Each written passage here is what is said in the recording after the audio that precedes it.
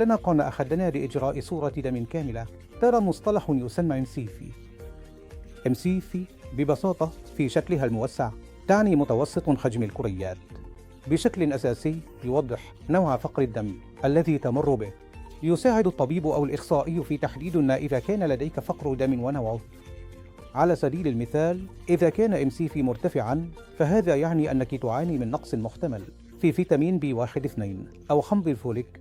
من ناحية أخرى، إذا كان إمسيفي منخفضاً فقد يشير إلى احتمال أنك تعاني من فقر الدم بسبب نقص الحديد أو أحياناً حتى الثلاسيميا. في حالات نادرة يمكن أن يشير الإمسيفي أيضاً إلى بعض الأمراض الخطيرة التي هي في الأساس سرطانات نخاع العظم، مثل متلازمة خلل التنسج النقوي.